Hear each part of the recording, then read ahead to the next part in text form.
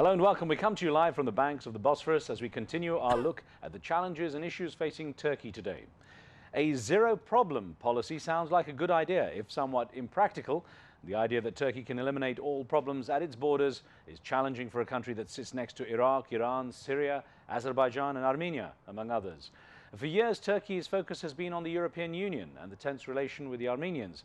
But more recently, this largely secular country finds itself playing a key role in the hotspots of the Middle East, Afghanistan and Pakistan. Well, now with President Obama making Turkey a priority on his first major trip abroad, Ankara's influence could grow further.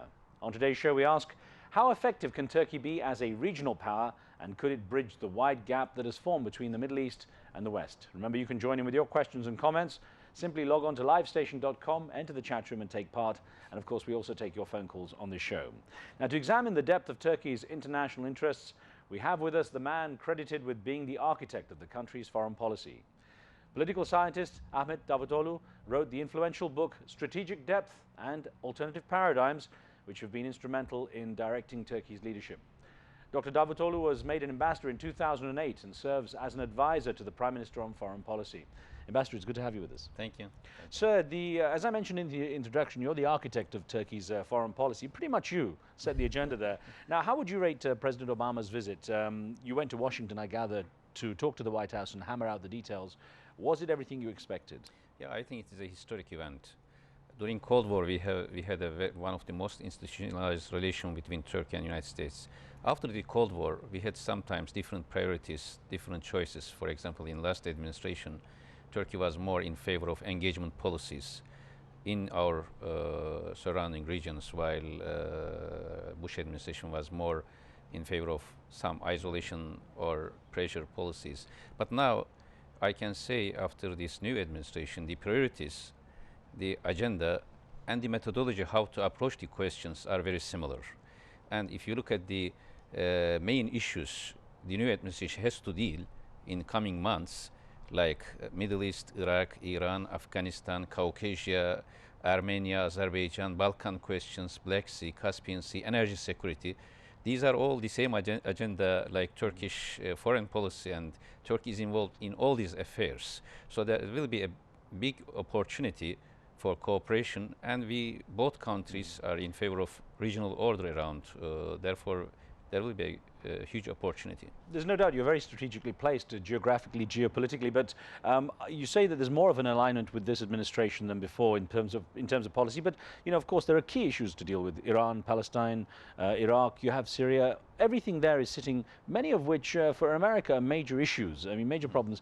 How will you deal with the differences you have on those key issues? Of course, you may having good relations does not mean you may have to agree on all issues. Sometimes different opinions, different approaches may be even complementary. Therefore, in the last 6 months, we had different views with American allies, but despite of that, there were some other cooperative areas as well. And now, similarly, in this new era, I think there will be more common grounds because the methodology is similar. For example, American approach to Syria in 2-3 months, you can see very similar to Turkish policy in last 3-4 years. That was a point of difference between us and the previous administration. Same for Middle Eastern questions or even Iran. Yesterday, if you look at the speech of President Obama in our parliament, his reference to Iran was different.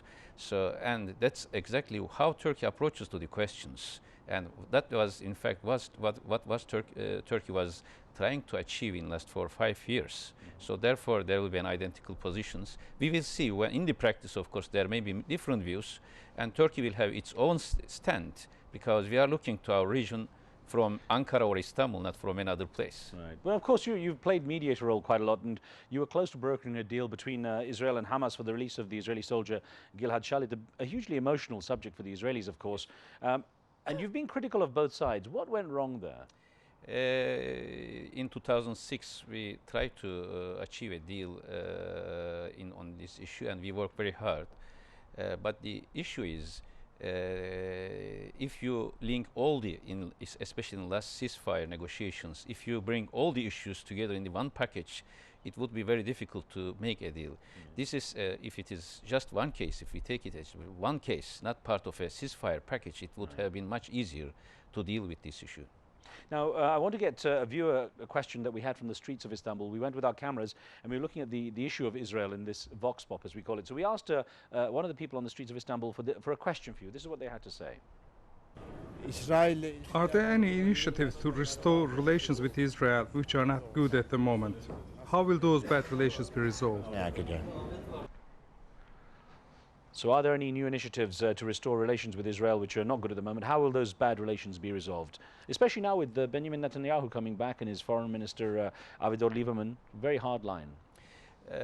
Of course, Turkey has relations with Israeli administration in the past, and as you know, we mediated. We had a role of mediation between Israel and Syria.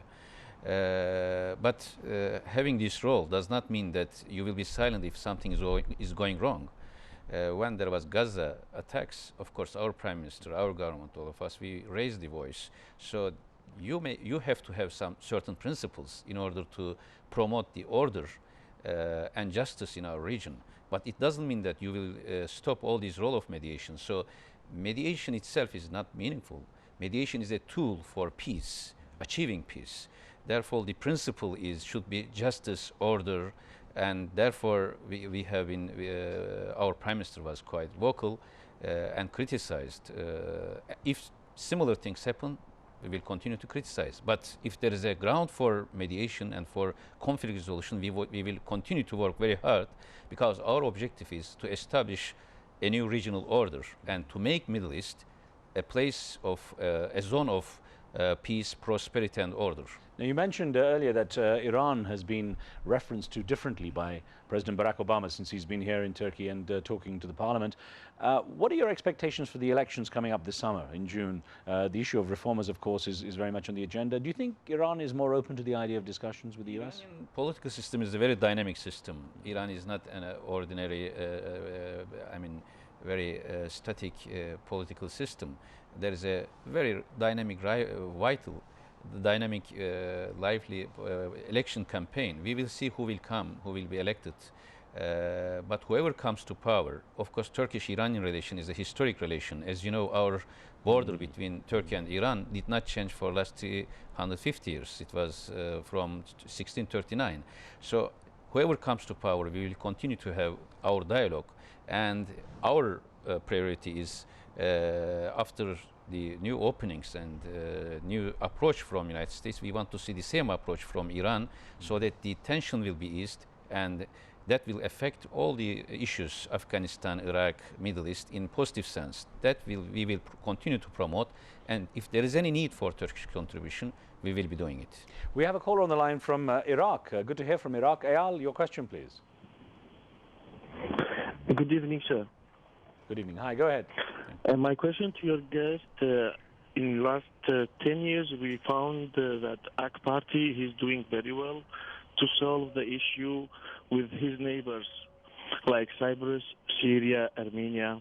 When they will start negotiation with the Kurdish government in north of Iraq, as we call it Kurdistan, and when they will accept to call Kurdistan in their TV.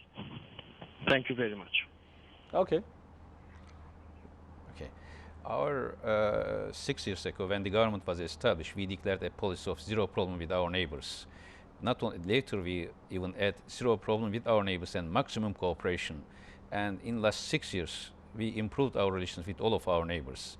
And Kurdish region in the north is, from our perspective, is part of Iraq. And our relation with Iraq is excellent. Last year, President Talabani visited Turkey. Prime Minister visited Baghdad, President visited Baghdad, and we established a high-level strategic council, which will be led by 2 prime ministers, and all the relevant ministers will be part of it. Similarly, we established relations, and we had meetings with Nechirvan Barzani. Recently, when President Gül visited Baghdad, Nechirvan Barzani came to Baghdad, and there was a meeting.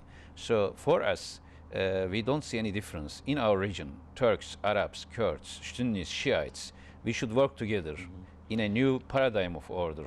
There, the priority should be, we have to respect territorial integrities. We should not violate international law. We should continue to work together. And our approach is same, based on political dialogue, security, and multicultural coexistence. But that policy won't necessarily mean that Kurds will stop their bid for an independent Kurdistan as they see it. Yeah, of course, we are against changing territories in our region. In our region, many territories are very sensitive territories. So if you start to discuss the existing territories, all the fragile situation in the region will be more risky. Therefore, the territorial integrity of Iraq is very important for us. And this policy does not mean an anti-Kurdish policy. Kurds are authentic people of our region, and in Turkey they are our citizens, in Iraq they are citizens of Iraq, and through good cooperation between Turkey and Iraq, I am sure Kurdish brothers, relatives will be more prosperous, more peaceful. Ambassador, many more questions to you and people waiting on the phones as well. We'll get to those in a moment. We've got to take a short break here. We're back more on this issue of Turkey's foreign policy. A reminder, you can join the chat room and take part in the debate and offer questions. It's going on right now at livestation.com. Log on and take part, and we'll be right back.